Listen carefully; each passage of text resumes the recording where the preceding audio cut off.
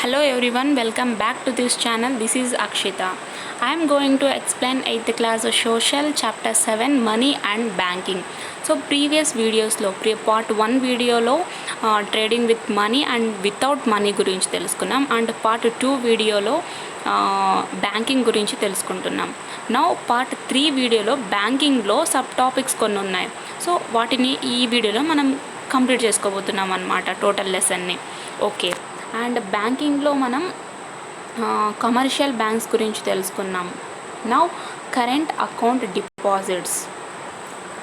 Many businessmen, shopkeepers, companies and traders have large daily earnings and payments. They have to withdraw money many times to buy goods, pay laborers, etc. So చాలా వరకు business mans లేదా shop keepers and పెద్ద పెద్ద companies నడిపే వాళ్ళు and వ్యాపారస్తులు వీళ్ళకు రోజు చాలా అమౌంట్ వస్తూ ఉంటుంది, అంటే చాలా డబ్బుని సంపాదించుకుంటూ ఉంటారు. అలాగే ఇతరులకు పే చేయాల్సి కూడా ఉంటుంది. సో కాబట్టి వీళ్ళు కొత్త గూడ్స్ కొనాలన్నా లేదా కూలీ చేసిన వాళ్ళకి మనీ ఇవ్వాలన్నా, శాలరీ ఇవ్వాలన్నా, వేజెస్ ఇవ్వాలన్నా కూడా వీళ్ళకు మనీ డ్రా చేయడం అంటే విత్డ్రా చేయడం చాలాసార్లు కావాలన్నమాట. ఫర్ ఎగ్జాంపుల్, ఇప్పుడు ఒక బిజినెస్ మ్యాన్ వచ్చేసి తన లేబరర్స్కు అమౌంట్ ఇవ్వాలంటే ప్రతిసారి ఒక్కొక్క కూలికి అమౌంట్ ఇవ్వాలంటే విత్డ్రా ప్రతిసారి చేయాల్సి వస్తుంది. అంటే ఎన్నిసార్లు చేయాల్సి వస్తుంది? ఫర్ ఎగ్జాంపుల్ 20 మెంబర్స్ ఉన్నారనుకోండి, 20 టైమ్స్ విత్డ్రా చేసుకోవాలి. And similarly large business officers get money from customers who purchase their goods and services every day and the daily pay those who have supplied them various things or done some work for them. So ఇక్కడ ఏం చెప్తున్నారు అంటే చాలా వరకు large business చేసేటువంటి officers ఉంటాయి కదా, వీళ్ళకు మనీ వస్తూ ఉంటాయి. ఎవరి నుంచి? కస్టమర్స్ నుంచి. సో వీళ్ళు ఈ లార్జ్ ఆఫీసర్స్ నుంచి గూడ్స్ని కొంటూ ఉంటారు ప్రతిరోజు కూడా. కాబట్టి వీళ్ళకు ప్రతిరోజు అమౌంట్ వస్తూనే ఉంటుందన్నమాట. For many requirements of these kind, banks have separate type of account called a current account. There are no restrictions on the number of times you can deposit or withdraw the money from a current account. So మనం ఇందాక previous వీడియోలో ఒక account గురించి తెలుసుకున్నాం. So ఇక్కడ ప్రస్తుతం మనం common people అంతా యూజ్ చేసేటువంటి అకౌంట్ ఏంటి అంటే సేవింగ్ అకౌంట్ అన్నమాట.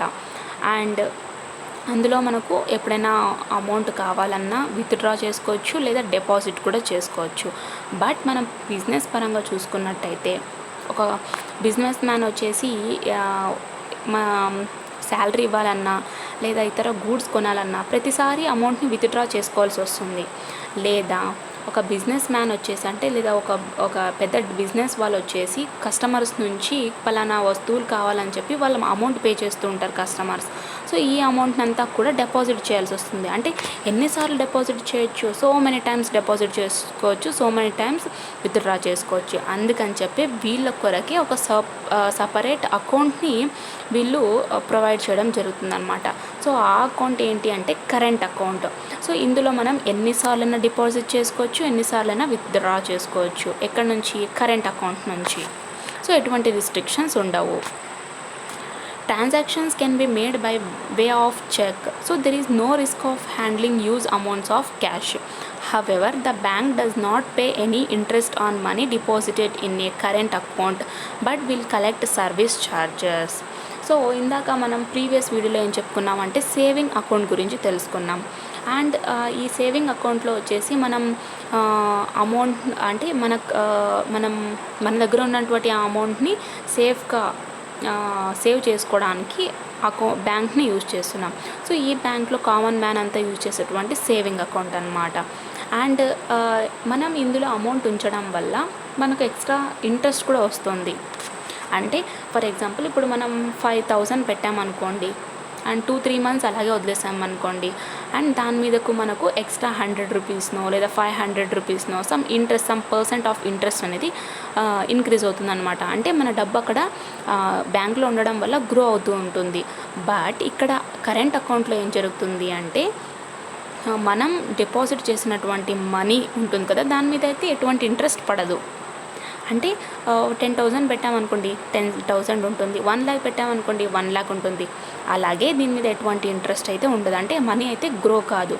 కానీ ఈ కరెంట్ అకౌంట్ యూజ్ చేసేటువంటి వాళ్ళకు కొన్ని ఛార్జెస్ పే చేయాల్సి ఉంటుంది అనమాట. ఎందుకంటే వాళ్ళకు కరెంట్ అకౌంట్ అంటే వాళ్ళకి సర్వీస్ ప్రొవైడ్ చేస్తున్నారు కదా, ఈ సర్వీస్ కొరకు కొన్ని ఛార్జెస్ పడతాయి అన్నమాట.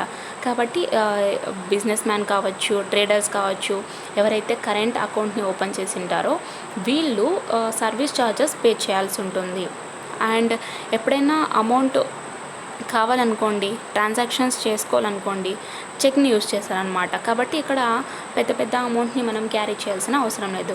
ద ఓన్లీ నెగిటివ్ పాయింట్ ఏంటి అంటే ఈ కరెంట్ అకౌంట్ నుంచి మనం ఈ సర్వీస్ని యూజ్ చేసుకునడం వల్ల ఈ సర్వీస్ కొరకు ఛార్జెస్ పే చేయాల్సి ఉంటుంది. బట్ సేవింగ్స్లో అలా ఉండదు, మన అమౌంట్ అనేది గ్రో అవుతూ ఉంటుందన్నమాట. So that is the difference between the saving account and current account. What is the difference between A savings account and exactly ఇందాక మనం చెప్పుకున్నాం కదా, సేవింగ్ అకౌంట్ అండ్ కరెంట్ అకౌంట్కి ఉన్నటువంటి డిఫరెన్స్ ఏంటో అదే అన్నమాట. How does the system work?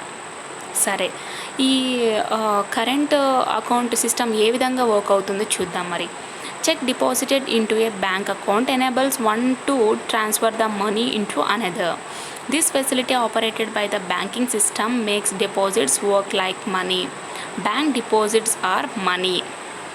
So ఇక్కడ మనం ఒక బ్యాంక్లోకి చెక్ని డిపాజిట్ చేసామనుకోండి, అంటే మనీ అనేది ఒక దాంట్లో నుంచి ఇంకొక దాంట్లోకి ట్రాన్స్ఫర్ అవుతూ ఉంది. సో ఈ ఫెసిలిటీ మనకు ఏ సిస్టమ్ నుంచి వస్తుంది అంటే ఈ ట్రాన్సాక్షన్స్ అన్నీ కూడా ఈ transfer of money A system కిందకి వస్తుంది అంటే బ్యాంక్ సిస్టమ్ కిందకి వస్తుంది. సో ఈ బ్యాంక్ సిస్టమ్ వచ్చేసి మన డిపాజిట్ చేసేటువంటి మనీని అంటే ఇది డిపాజిట్ చేస్తుంది అనమాట, ఒక డిపాజిట్గా వర్క్ చేస్తుంది అనమాట. సో బ్యాంక్ డిపాజిట్స్ని మనం ఏమనొచ్చు, మనీ కూడా అనొచ్చు. In many towns and cities, representatives of all banks meet on each day to settle what each bank has to pay to the other and receive from the other. Checks that have been verified are handed over to each other. One of the banks works as the clearing bank where all the banks have an account. The payments and receipts between banks are done by this clearing bank. So చాలా వరకు పెద్ద పెద్ద cities టౌన్స్లో చూసినట్టయితే అన్ని banks యొక్క representatives ఉంటారు కదా, వీళ్ళంతా కూడా ఒక్కొక్క బ్యాంక్ నుంచి ఒక రిప్రజెంటేటివ్ వచ్చి కలిసి సెటిల్ చేసుకుంటారనమాట ఒక అగ్రిమెంట్ని. ఏంటి అంటే ఇక్కడ వచ్చేసి చెక్స్ వచ్చేసి వెరిఫై చేస్తారు. సో ఈ వెరిఫై చేసినటువంటి చెక్ ఒకరికొకరు హ్యాండిల్ చేసుకుంటారనమాట. అలాగే ప్రతి ఒక్క బ్యాంక్ కూడా ఏ విధంగా వర్క్ చేస్తుందంటే క్లియరింగ్ బ్యాంక్గా వర్క్ చేస్తుంది అనమాట. అంటే ఆ బ్యాంక్లో ఉన్నటువంటి అన్ని బ్యాంక్లో ఉన్నటువంటి అకౌంట్ని ఇది కలిగి ఉంటుంది. దెన్ ఇక్కడ బ్యాంక్స్ మధ్య పేమెంట్స్ని, రిసిప్ట్స్ని ఇవన్నీ కూడా ఎవరు చేస్తారో అంటే క్లియరింగ్ బ్యాంక్ ద్వారా ఇవన్నీ కూడా కంప్లీట్ అవుతాయి అన్నమాట. In the present system, all banks and most of their branches are linked by computers. All deposit holder accounts and their signatures can be accessed by branches anywhere. So ప్రస్తుతం అంటే ఇంతకు ముందు కాకుండా నవ్వేడేస్ ప్రస్తుతం మనం present use చేస్తున్నటువంటి సిస్టంలో ప్రతి ఒక్క బ్యాంక్లో కూడా అన్నీ మనకున్నటువంటి బ్రాంచెస్ అన్నీ కూడా దీనికి లింక్ అయి ఉంటాయి, కంప్యూటర్కి లింక్ అయి ఉంటాయి అన్నమాట. సో ఇప్పుడు ఒక account holder, so deposit account holder, so వీళ్ళంతా కూడా వీళ్ళ యొక్క సిగ్నేచర్స్ అన్నీ కూడా ఈ బ్రాంచ్ కిందకు యాక్సెస్ అయి ఉంటాయి అన్నమాట. హెన్స్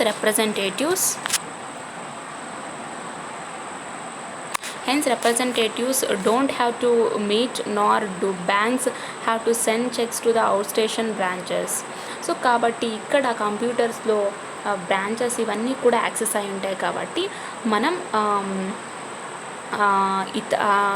అవుట్ స్టేషన్ బ్రాంచెస్కు చెక్స్ని పంపించాల్సిన అవసరం లేదన్నమాట. Transactions between one bank and another is done through interlinked computers. This makes the whole system work faster in an easier manner. So ఇప్పుడు ఒక బ్యాంక్ నుంచి ఇంకొక బ్యాంక్కి ట్రాన్సాక్షన్ జరగాలనుకోండి, ఇక్కడ మనం కంప్యూటర్స్ని లింక్ చేసుకొని ట్రాన్సాక్షన్ జరుగుతుందన్నమాట. అండ్ ఈ విధంగా చేసుకోవడం వల్ల మన యొక్క వర్క్ ఫాస్ట్గా కంప్లీట్ అవుతుంది అండ్ చాలా ఈజీగా కూడా ఉంటుందన్నమాట. Internet banking. Nowadays, computers and internets are used everywhere. In most banks, human and manual teller counters are being replaced by the automated teller machine ATM.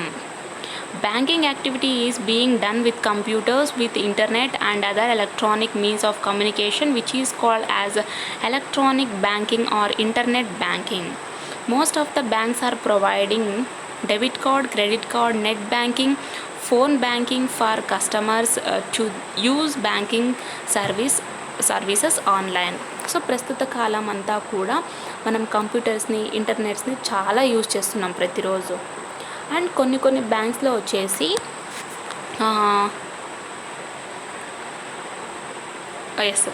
కొన్ని బ్యాంక్స్లో వచ్చేసి ఏటీఎంని పెట్టింటారనమాట. అంటే హ్యూమన్ మాన్యువల్ టెల్లర్ కౌంటర్స్ కాకుండా ఏటీఎంని provide చేసింటారనమాట. And ఈ bank activity computers ద్వారా and internet ద్వారా, అలాగే electronic communication ద్వారా జరిగేటువంటి వర్క్నే దాన్నే మనం ఎలక్ట్రానిక్ బ్యాంకింగ్ గాను లేదా ఇంటర్నెట్ బ్యాంకింగ్గా చెప్పుకుంటున్నాం.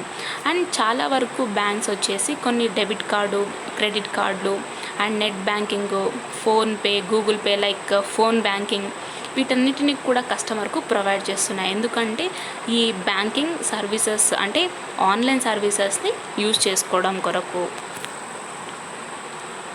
Internet banking helps transferring funds from one customer's bank account to another customer's bank account, buying and selling investment, applying for repaying loans and payments of electricity, phone and the other utility bills. So internet banking మనకు ఏ విధంగా help చేస్తుందంటే, ఒక bank account నుంచి ఇంకొక bank అకౌంట్కి మనం amount transaction చేయాలన్నా, లేదా ఏదన్నా ఒక వస్తువు కొనాలన్నా లేదా అమ్మాలన్నా, ఏదైనా ఇన్వెస్ట్మెంట్ చేయాలన్నా, లేదా మనం లోన్కి అప్లై చేయాలన్నా, ఎలక్ట్రిసిటీ బిల్ పే చేయాలన్నా, లేదా ఫోన్ బిల్ పే చేయాలన్నా, ఇతర ప్రతి ఒక్క దానికి కూడా మనకు ఇంటర్నెట్ బ్యాంకింగ్ అనేది చాలా హెల్ప్ అవుతుంది.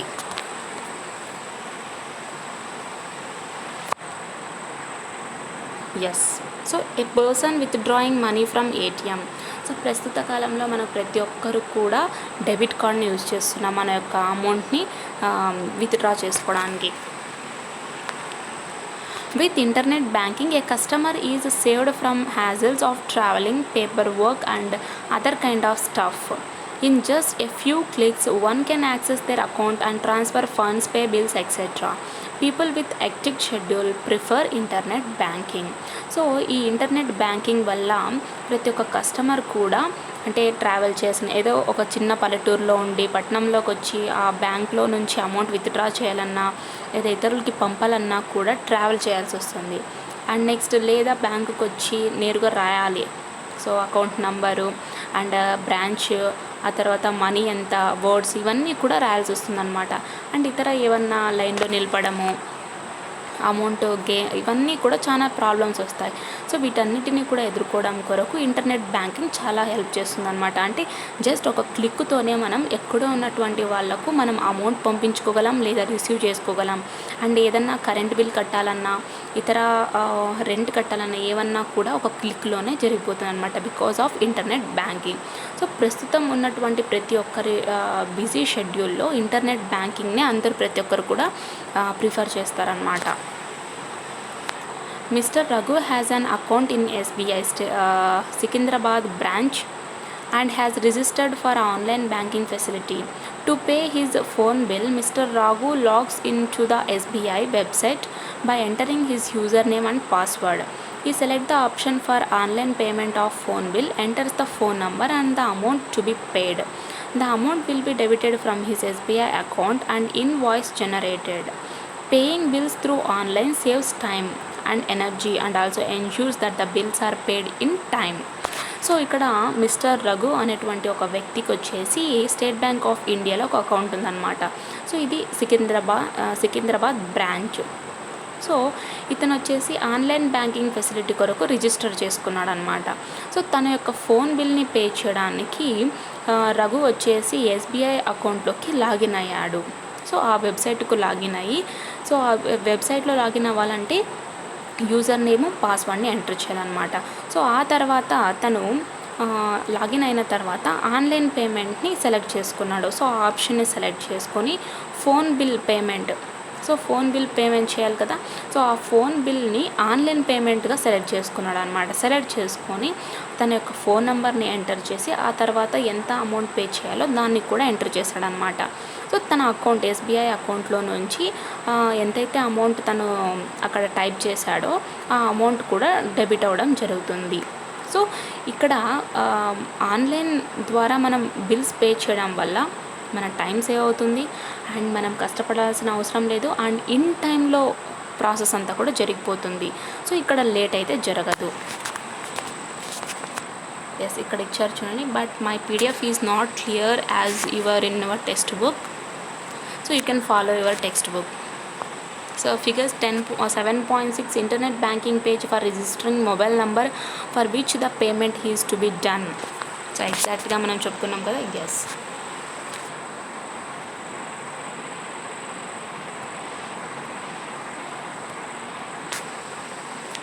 match the statement in column A with the words in terms in column B. Okay, column ఏలో ఉన్నటువంటివి అండ్ కాలమ్ బిలో ఉన్నటువంటి వాటికి ఇప్పుడు మనం మ్యాచ్ చేయాలి. ఫస్ట్ ముందుగా చూద్దాం. The banking facility that helps us to make payments out of our bank account without actually carrying money with us.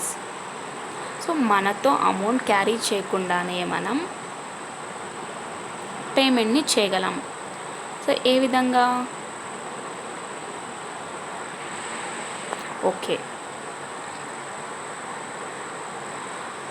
దీన్ని మనం పక్కన పెట్టేస్తాం బికాజ్ కన్ఫ్యూషన్స్ ఉన్నాయి. ఇక్కడ మనకు 2 ఆన్సర్స్ వస్తాయి.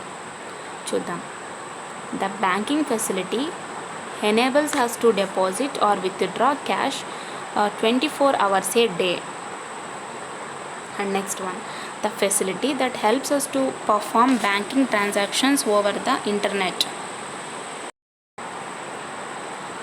And next, we get information about the balance in our bank account over the mobile phone using this facility. And next one, the facility that enables us to make payment for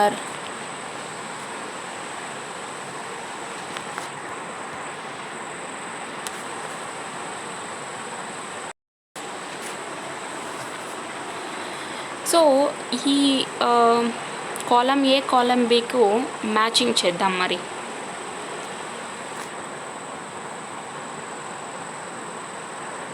okay, మనం ముందుగా comment సెక్షన్లో మీ యొక్క answers ఏ విధంగా ఉంటే చూద్దాం.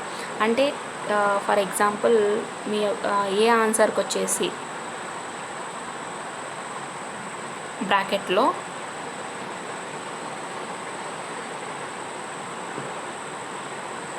For example answer 5 అనుకోండి. So ఈ విధంగా. అండ్ నెక్స్ట్ వచ్చేసి బి అనుకోండి. అండ్ బిలో వచ్చేసి మనం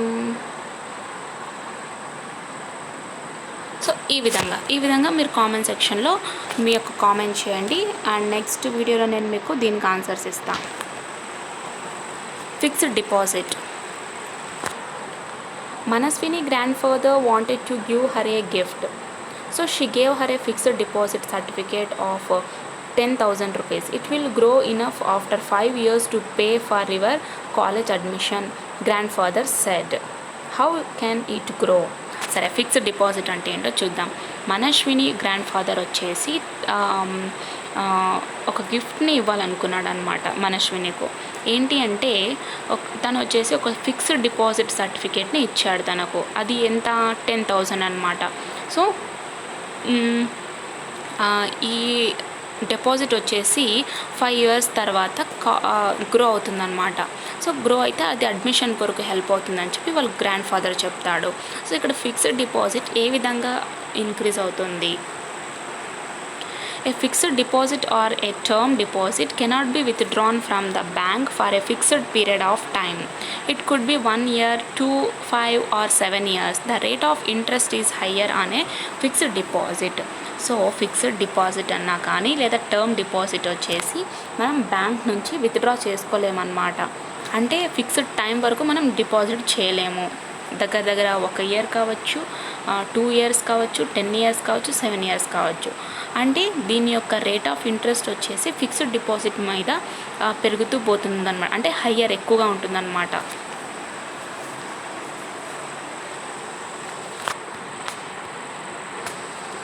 and next functioning of a bank. So this is the bank.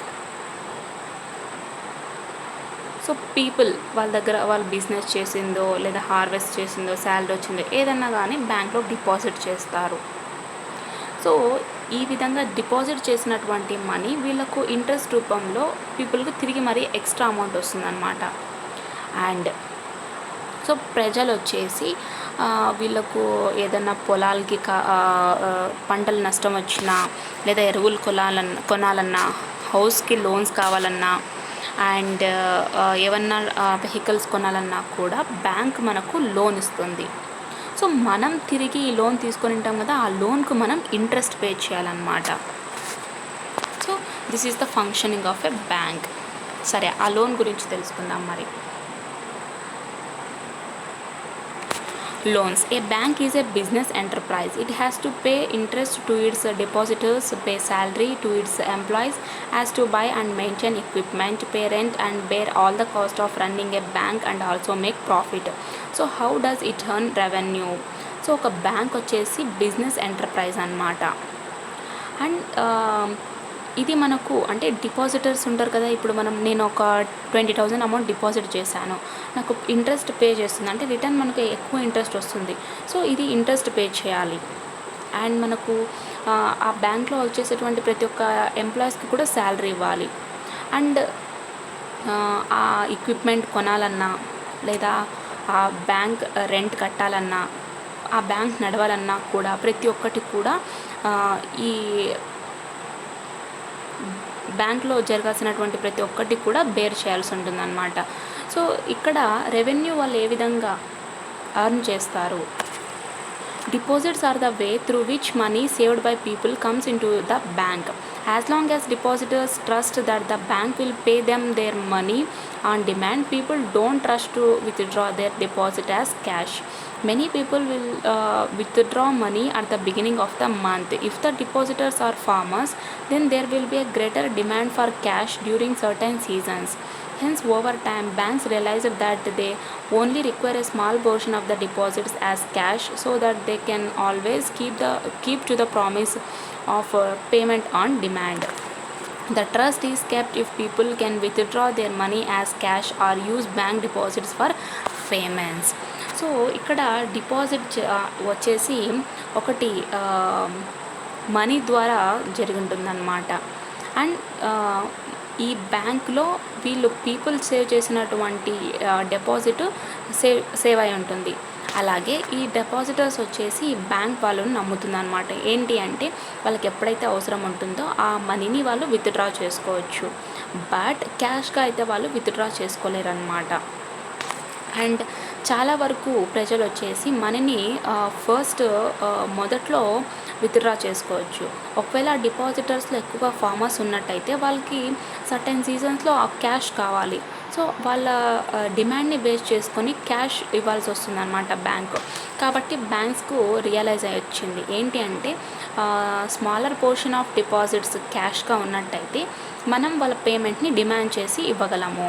And ఇంకొక ట్రస్ట్ ఏంటి అంటే పీపుల్ వచ్చేసి వాళ్ళ యొక్క మనీని క్యాష్ రూపంలో కానీ లేదా ఇతర డిపాజిట్ రూపంలో కానీ విత్డ్రా చేసుకోవచ్చు లేదా డిపాజిట్ చేసుకోవచ్చు. On the other side, banks give loans to people. People will pay back these loans with interest. Banks also give loans to government and earn some interest. The interest earned on loans given by the bank is the source of revenue. Okay, so ఇక్కడ మనకు bank ఈ విధంగానే help అవడం కాకుండా ప్రజలకు loan కూడా ఇస్తుందన్నమాట. And ఇచ్చినటువంటి లోన్కు ఇంట్రెస్ట్ తీసుకోవడం కూడా జరుగుతుంది. సో ఫర్ ఎగ్జాంపుల్ ఒక ఏదైనా గవర్నమెంట్కు బ్యాంక్స్ లోన్ ఇచ్చాయనుకోండి, సో ఈ బ్యాంకు తిరిగి మళ్ళీ ఇంట్రెస్ట్ వస్తుందన్నమాట. సో లోన్ ఇవ్వడం ద్వారా వచ్చినటువంటి ఇంట్రెస్ట్, దాన్నే మనం సోర్స్ ఆఫ్ రెవెన్యూగా చెప్పుకుంటాం. Will the same rate of interest be charged for all types of borrowers from a bank? What will happen if borrowers do not pay the bank loan? So ఇప్పుడు మనం banks loan ఇస్తాయని చెప్పుకున్నాం. So ఎవరైతే borrowers అప్పులు తీసుకొని ఉంటారో బ్యాంక్లో, వీళ్ళందరికీ కూడా ఒకే రకమైనటువంటి ఇంట్రెస్ట్ పడుతుందా అంటే నో అన్నమాట. అండ్ ఒకవేళ లోన్ తీసుకున్నారు, అప్పులు తీసుకున్నాక వాళ్ళు ఉంటారు కదా, తీసుకున్న వాళ్ళు లోన్ ఇంట్రెస్ట్ కట్టుకోకుంటే లేదా తిరిగి రీపే చేయకుంటే ఏం చేస్తారు? సో వాళ్ళ ఏమంటారు, ప్రాపర్టీని సీజ్ చేయడము, సమ్ గవర్నమెంట్ కింద కొన్ని ఇష్యూస్ని బేస్ చేసుకొని చేస్తారనమాట. And types of loans. Banks give loans and advances to different sections of public like traders, industrialists, students for educational loans, and farmers, artisans, etc. Let us examine some of them. And మనకు banks వచ్చేసి loans ఇస్తుందని చెప్పుకున్నాం. అంటే public ఏ విధంగా loans ఇస్తుంది అంటే వ్యాపారం చేయడం కొరకు, అండ్ పెద్ద పెద్ద ఇండస్ట్రియలిస్ట్కు, అండ్ నెక్స్ట్ స్టూడెంట్స్కి అంటే వాళ్ళ యొక్క పై చదువుల కొరకు, అండ్ నెక్స్ట్ రైతులకు. సో ఈ విధంగా loans ఇస్తుందన్నమాట. Rahim is a small farmer who grows paddy on his 4 acres of land. He needed money for fertilizers and seeds at the time of sowing. So he took a loan of 10,000 rupees. He mortgaged his harvest. After selling the harvest, Rahim will return the loan to the bank along with interest within 1 year. So Rahim అనేటువంటి ఒక చిన్న రైతు వచ్చేసి తనకు ఉన్నటువంటి 4 ఎకరాల భూమిలో ప్యాడీని grow చేశాడనమాట. సో ఈ ప్యాడీని వేశాడు కదా, దీనికి ఫెర్టిలైజర్స్ కావాలి, సో ఆ టైంలో సీడ్స్ కూడా కావాలి. అందుకని చెప్పి ఇతను బ్యాంక్ నుంచి 10,000 రూపీస్ తీసుకుంటాడనమాట. ఎప్పుడైతే ఇతను పంటను కోస్తాడో, పంటను అమ్మిన తర్వాత తనకు వచ్చినటువంటి ఏదో ప్రాఫిట్ ఆర్ లాస్ ఆర్ ఏదైనా కావచ్చు, తనకు వచ్చినటువంటి అమౌంట్లో బ్యాంకు లోన్ కట్టడము, అలాగే ఆ లోన్ తీసుకున్నందుకు ఇంట్రెస్ట్ కట్టడం జరుగుతుందన్నమాట వితిన్ 1 ఇయర్లో. And Leela wants to buy a flat. She takes a housing loan from a bank for 8 lakhs by mortgaging her flat. A certain amount is deducted from her salary every month and paid to the bank. She will recover the ownership papers of her flat after fully paying off her bank loan. So Leela అనేటువంటి ఒక ఆవిడ వచ్చేసి ఒక ఫ్లాట్ని కొనిందనమాట. So ఫ్లాట్ని కొనాలనుకుంది, and అక్కడ వచ్చేసి తను bank నుంచి housing లోన్గా 8 lakhs తీసుకునిందనమాట, తన యొక్క ల్యాడ్ని మార్టేజ్ చేస్తూ. సో ప్రతి నెల కూడా తనకు వచ్చేటువంటి శాలరీలో నుంచి కొంత అమౌంట్ బ్యాంక్కి పే చేసేదన్నమాట. సో ఎప్పుడైతే మొత్తం పే చేసేస్తుందో బ్యాంక్లోని, అప్పుడు తను ఓనర్షిప్ పేపర్స్ని రికవర్ చేసుకుంటుంది బ్యాంక్ నుంచి. Shanta is a member of the self-help group SHG. She has taken a loan for her house repair from the bank. She does not have to keep any assets as security. The group will ensure that loans are paid back by its members. So శాంత అనేటువంటి ఒక member, SHG member అన్నమాట. And తను వచ్చేసి తన house repairing కొరకు bank నుంచి loan తీసుకుంటుంది. But తను ఎటువంటి అసెట్స్ అంటే ఎటువంటి ఏమంటారు దాన్ని, ప్రూఫ్ అయితే పెట్టదన్నమాట. అండ్ సో ఆ గ్రూప్ మొత్తంలో ఉన్నటువంటి వాళ్ళు కూడా ఈ లోన్ని తీసుకుంటారనమాట, పేడ్ బ్యాక్ చేస్తారనమాట, అన్ని మెంబర్స్లో నుంచి అమౌంట్ని గెయిన్ చేసుకొని. ఇక్కడ చూడండి 7.8 SHG members meeting. Different people can obtain loans for different requirements under some rules and conditions of the bank. Interest rate, security and documents required and the mode of repayment are all part of conditions for the loan. So ఇక్కడ చాలా వరకు వాళ్ళ యొక్క different రిక్వైర్స్ని base చేసుకొని ప్రజలు loan తీసుకోవడం జరుగుతుందన్నమాట. So bank నుంచి సమ్ రూల్స్ అండ్ కండిషన్స్ని బేస్ చేసుకొని వీళ్ళు లోన్ తీసుకుంటారు. అండ్ ఇక్కడ ఇంట్రెస్ట్ కట్టడము and security and document required ఇవన్నీ కూడా లోన్ తీసుకోవడంలో కొన్ని కండిషన్స్ అన్నమాట. So now we are come to the ending of the lesson. Why do banks ask for security while lending? So banks వచ్చేసి అమౌంట్ ఇస్తున్నప్పుడు, అప్పులు ఇస్తున్నప్పుడు ఎందుకు సెక్యూరిటీగా అడుగుతుంది, యాసెట్స్ అడుగుతుంది? And which is a better source of loans? Banks are money lenders, why? So మనం loan తీసుకోవాలంటే ఏది బెటరు అంటే అప్పు ఇచ్చే వాళ్ళ లేదా బ్యాంకా? So bank is the better source అనమాట. అండ్ ఎందుకు అంటే మనీ లెండర్స్ వచ్చి ఎప్పుడు అడుగుతారో ఏమో తెలియదు. అండ్ వాళ్ళు మోసం చేస్తారు, న్యాయం చేస్తారనేటువంటి పర్ఫెక్షన్ అయితే మనకు ఉండదు. బట్ బ్యాంక్స్ ఏం చేస్తాయంటే మనకు లోన్ ఇవ్వడం వల్ల మనం సర్టెన్ పీరియడ్లో రిటర్న్ చేసుకోవచ్చు అండ్ బెస్ట్ సెక్యూర్గా కూడా ఉంటుందన్నమాట. And how is an SHG loan different from an individual loan? So SHG లోన్కు ఇండివిజువల్ లోన్కు డిఫరెన్స్ ఏంటి అంటే ఇక్కడ ఇండివిజువల్ లోన్ తీసుకున్న వాళ్ళు ఇండివిజువల్గా పే చేయాల్సి వస్తుందన్నమాట. బట్ ఎస్హెచ్జిలో ఎవరైనా ఒక మెంబర్ తీసుకున్నట్టయితే ఆ గ్రూప్లో ఉన్నటువంటి ప్రతి ఒక్క మెంబర్ నుంచి అమౌంట్ పే చేసుకొని అక్కడ పే చేస్తారనమాట. That is the difference between SHG loan and individual loan. So ఈ టేబుల్ మీరు కంప్లీట్ చేస్తారని నేను అనుకుంటున్నా. మీ కామెంట్ సెక్షన్లో అట్లీస్ట్ 1 or 2 ఆన్సర్స్ మీరు చేసినట్టయితే నెక్స్ట్ ఫర్దర్గా నేను ఎక్స్ప్లెయిన్ చేయడానికి నాకు కంఫర్ట్గా ఉంటుంది. And this is the ending of the lesson.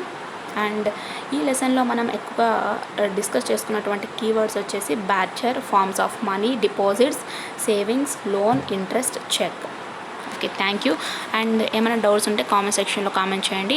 I will further clear that.